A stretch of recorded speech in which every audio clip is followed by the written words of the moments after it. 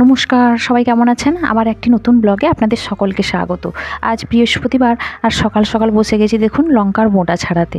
আসলে কাল বাজার থেকে নিয়ে এসেছিলাম প্রায় 500 লঙ্কা 15 টাকায়।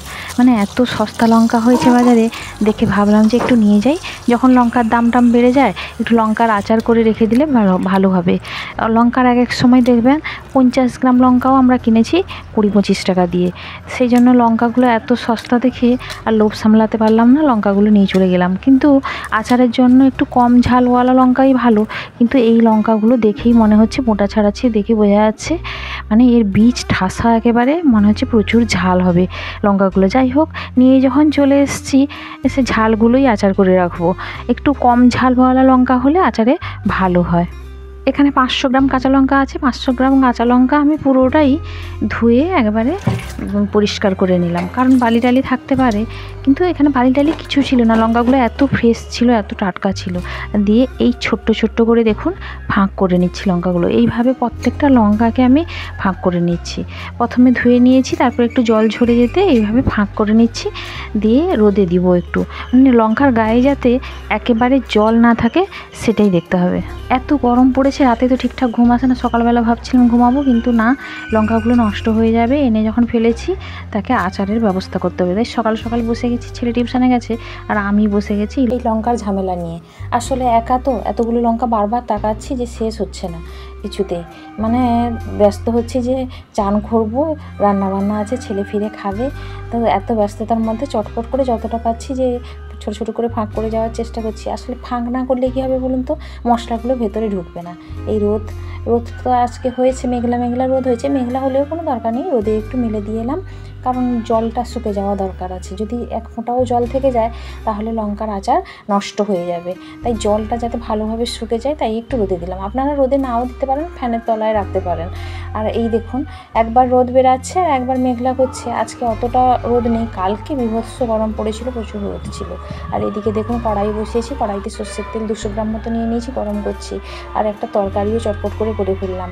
সব রকম সবজি দিয়ে ছেলে ফিরে এসে খাবে, তাই সব রকম সবজি দিয়ে একটা তরকারিও হয়ে গেল। আসলে আমাকে সকালে উঠলেই এত ঝামেলায় থাকতে হয় একা, মানে সব কাজ কোনটা করব না খুঁজে পাই না। তবে এখনও পুজো টুজো কিছুই হয়নি, মোটামুটি এই সব কাজ নিয়েই ব্যস্ত আছে। আর এদিকে দেখুন থালায় মশলাগুলো নিয়ে নিচ্ছি। মশলাগুলোও রোদে দিয়ে দিব এবং রোদে দিয়ে পিষে নিব। তবে আচারের জন্য আমি এক্সট্রা কোনো মশলা কিনিনি। আমাদের বাড়িতে নিত্য প্রয়োজনীয় যে মশলাগুলো থাকে ওগুলোই আচারে ব্যবহার হয়ে যায়।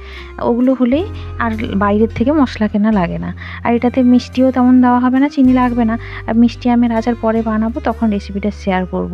আর এদিকে দেখুন কী মশলা নিয়ে নিয়েছি আপনারা দেখতে পাচ্ছেন, তবু একবার বলে দিই। এই যে জিরে, ধনে, কালো সর্ষে, সাদা সর্ষে, মৌরি আর 5 ফোড়ন 1/2 চামচ মতো, মানে সব মশলাগুলো একসঙ্গে নিয়ে মিক্সিতে দেখুন রোদে দিয়েছিলাম। রোদে দেওয়ার পরে মিক্সিতে গুঁড়ো করে নিয়েছি। মশলাগুলো মিক্সিতে গুঁড়ো না করলেও আপনারা শিলনোড়ায়ও গুঁড়ো করে নিতে পারেন, ভালো হবে। আর এদিকে দেখুন তেলটা গরম হয়ে গেছিলো, অর্ধেক তেল কমিয়ে রেখেছি। দিয়ে সেই তেলটা নামিয়ে এনে নিচে বসিয়ে তাতে চিনি 1 চামচ আর কালো জিরা ফোড়ন দিয়েছি। দিয়ে লঙ্কাগুলোর সঙ্গে দিয়ে দিয়েছি এবং নাড়ছি। তবে কি, তেলটা খুব বেশি গরম করতে হবে। তেলটা গরম এত করেছি যে নামিয়ে আনার পরেও ফোড়ন ফেলতে দেখুন টকবক করে ফুটছিল। আর এখানে দিয়ে দিলাম 1 চামচ নুন, আর পরিমাণ মতো আপনারা যতটা লঙ্কা নেবেন সেই মাপের নুন দিবেন। আর কাশ্মীরি লঙ্কার গুঁড়ো একটু লাগতো, কিন্তু আমার লঙ্কা গুঁড়োটা শেষ হয়ে গেছে। তবে যতটা আছে সেইটাই একটু শেষ, মানে সবটুকু দিয়ে দিচ্ছি। এখানে 1 চামচ মতো কাশ্মীরি লঙ্কার গুঁড়ো দিলেই হবে। আমার মোটামুটি শেষ হয়ে এসেছিলো বলে যতটা ছিল ততটাই দিয়ে দিয়েছি। আর এদিকে দেখুন একটু হলুদ গুঁড়োও দিয়ে দিলাম, কারণ হলুদ গুঁড়ো না দিলে আচারটা কীরকম সাদা সাদা লাগবে, ভালো লাগবে না। একটুখানি হলুদ গুঁড়ো লাগবে, সেটাতেই একটু কালার হয়ে যাবে। সবগুলো একসঙ্গে ভালো করে মিশিয়ে নিলাম। এরপরে গুঁড়ো করে রেখেছি যে মিক্সিতে মশলাগুলো সবই দিয়ে দিলাম। আপনারা পরিমাণ মতো যতটা লঙ্কা নেবেন সেইভাবে মশলা নেবেন। আমি আমার লঙ্কার পরিমাণ মতো 500 লঙ্কা নিয়েছিলাম, তার মতো এই মশলাটাই ঠিক আছে। এবারে মশলাগুলোকে ভালোভাবে মিশিয়ে নিতে হবে, কিন্তু তেল কম আছে, কম দিয়েই মিশাচ্ছি। তারপরে বাকি যে গরম তেলটা নামিয়ে রেখেছি ওটা জারে ঢালার পরে ওই গরম তেলটা ওপর থেকে ঠান্ডা করে ওপর থেকে ঢেলে দিব। দিলে দেখবেন রোদে বসালে আচারটা এত সুন্দর হবে। যখন লঙ্কার দাম বেড়ে যাবে তখন একটা করে লঙ্কা এখান থেকে নিয়ে ভাতের সঙ্গে খেতে পারেন। যারা কাঁচা লঙ্কায় অভ্যস্ত, আমি তো একটু কাঁচা লঙ্কায় না হলে খেতেই পারি না। তবে একটা মজার ব্যাপার কি জানেন, আমি বিয়ের আগে লঙ্কাই খেতাম না, কাঁচা লঙ্কা কি আর তরকারিতে লঙ্কা কি কোনো লঙ্কাই খেতাম না। তবে এখন এমনভাবে অভ্যস্ত হয়ে গেছি যে লঙ্কা ছাড়া আমার ভাত খাওয়াই হয় না। তো সব কিছু মিশিয়ে নিয়েছি, লঙ্কার আচারটা আমার পুরোপুরি রেডি। কেমন হয়েছে অবশ্যই কমেন্ট করে জানাবেন। আজকের মতো ব্লগটা এখানেই শেষ করছি। ভালো থাকবেন, সুস্থ থাকবেন, নমস্কার।